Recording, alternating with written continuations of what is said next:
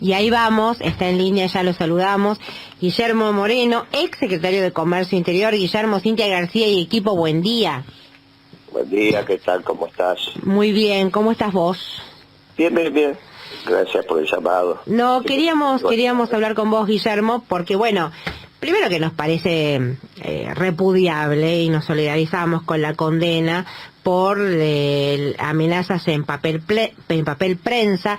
Yo recuerdo ahora algunas declaraciones de tu abogado, Alejandro Rúa, hablando de que, porque la condena, recordemos a la audiencia, Guillermo Moreno fue condenado a 2 años de prisión en suspenso por la presentación que hizo en su momento en aquella famosa asamblea de papel prensa, donde vos fuiste con unos guantes de gigantes de juguete, y entonces la frase era casco guantes.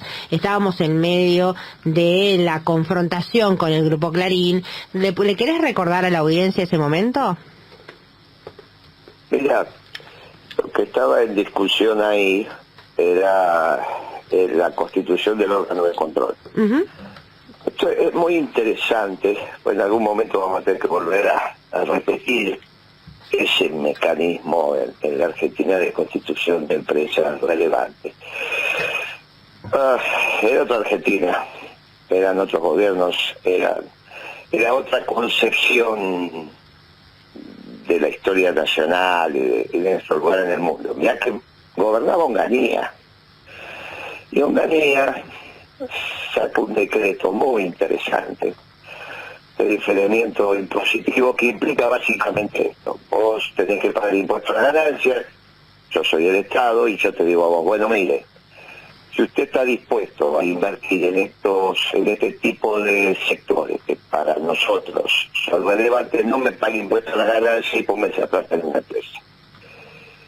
Y como usted está invirtiendo con plata que tendría que darle al Estado, el Estado es socio. Y ese se hicieron en un montón de empresas, por ejemplo Alvar, que sigue estando, Papelera Tucumán, y se hizo Papel Prensa y otras más. El argumento es correcto, porque vos te podés imaginar para este momento, y sin entrar en debate con vos, siempre, y esto no tengas duda, por favor, siempre el sector privado va a invertir mucho mejor la plata que el Estado. Siempre. Por la agilidad, por la expertise, porque sabe lo que tiene que hacer, porque vos imaginate si tenés que hacer una empresa que hace papel de diario, si va a ser la más fácil el Estado que el privado, y es obvio. Entonces, mire, usted invierta mejor la plata. Muy buena propuesta. Pero el Estado, que también controlaba en aquel momento, dice: los órganos de control, hasta que usted le recompre las acciones al Estado, van a ser mayoritariamente integrados por funcionarios públicos. Bien, fueron pasando la vida, como decían ustedes antes, y llegamos a esa asamblea donde los accionistas privados quieren cambiar el órgano de control.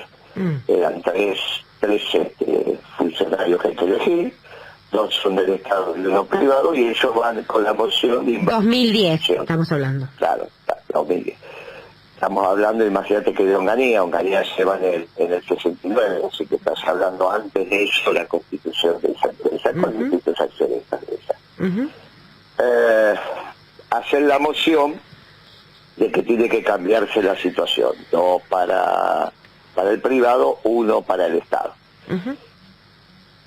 Bajo el argumento de que ese decreto firmado por Onganía había entrado en desacuerdo. Y yo les decía que de ninguna manera que estaba vigente. De ahí él no se vota. Una asamblea de accionistas del sector privado no puede, una empresa privada no puede definir si un decreto de Estado no está vigente. Bueno, obviamente que la justicia después me dio la razón, pero como siempre tiene la razón después de mucho tiempo, porque tenía que estar la primera instancia, después la Cámara, después esto, y bueno, ahí va a pasar por lo menos 1 año, donde nosotros teníamos la capacidad de auditar la compañía, que era el único órgano de control donde el Estado tenía mayoría.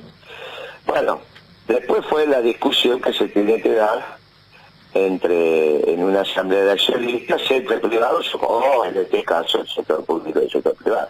Es lo que pasaba, pasa en la reunión de consorcio, pasa en una asamblea del equipo de fútbol, pasa en las empresas privadas. Sí. Ya habíamos tenido un incidente con un abogado, Suaje Pinto, que había sido integrante del Comando Mazorca de la AAA, que había secuestrado y matado oportunamente a Daniel Wiener, era un dirigente estudiantil del Partido Comunista Revolucionario, de la Facultad de Ingeniería. En fin, había antecedentes de situaciones, el juez había pedido que nos portáramos bien, y bueno, y ahí lo de casco y guantes. Unos guantes enormes y unos cascos. Y ese es el argumento. Obviamente entra después la discusión, y ahí en este debate público que se da en el juicio hay dos jueces que consideran que hubo amenazas y hay una tercera jueza que dice de ninguna manera, ante los mismos hechos hay un fallo de... Bueno, ese es el debate que estamos teniendo, seguirá la alzada de la Cámara y seguiremos después recitando, y aunque salga mal, aunque salga, es un buen ejemplo. Es un buen ejemplo, hay que tomarlo con alegría. Mirá, nunca Jesucristo te hace cargar una cruz que no te ayude a llevar. Es un buen ejemplo en esta época de la política, donde parecería ser que son de proyectos personales, donde nosotros tenemos dirigentes que dicen, tuve una idea y no tenemos una idea. En la medida en que no hay contagio más intenso que el contagio de ejemplo, es una buena situación.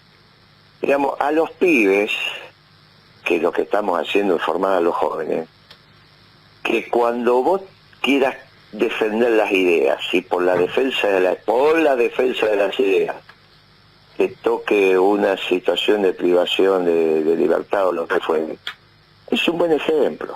¿Vos creés que esta condena tiene que ver con defender ideas? No hay ninguna duda, porque está claro lo que estamos contando. Aparte, en el debate público eso quedó muy claro. Eso quedó muy claro. Nosotros fuimos y defendimos los intereses superiores que se constituyen en un Estado, en tanto y en cuanto ese Estado es el poder común. Además, a mí me parece, Guillermo, que, digamos, es descarado, ¿no?, por parte de Clarín, digo, sentirse amenazados cuando es un diario. A ver, por poner un pequeño ejemplo, que en el juicio de la mega causa de Campo de Mayo fue señalado ayer o antes de ayer, no sé cuándo ya fue la sentencia, antes de ayer, fue señalado y tiene que retractarse de una información falsa de dos niños apropiados que los dio como desaparecidos y buscados, el propio diario Clarín. O sea, estamos hablando de ese medio, ni hablar de la construcción permanente de sentido sobre la sociedad argentina. O sea, que ese grupo Clarín monopólico, hegemónico, grupo político sin control democrático, se sienta amenazado por una situación risueña, grotesca, te diría, que son las características con las que vos entraste a esa asamblea de Pablo Prensa, también habla de nuestra realidad de construcción del poder mediático. Sí, eso son ustedes los expertos en construir también. Yo creo que esto tienen que reflexionar sobre esta historia de la autopercepción. Yo soy de la vieja guardia y soy peronista, soy de que la única realidad es la verdad. El único criterio de verdad es la realidad.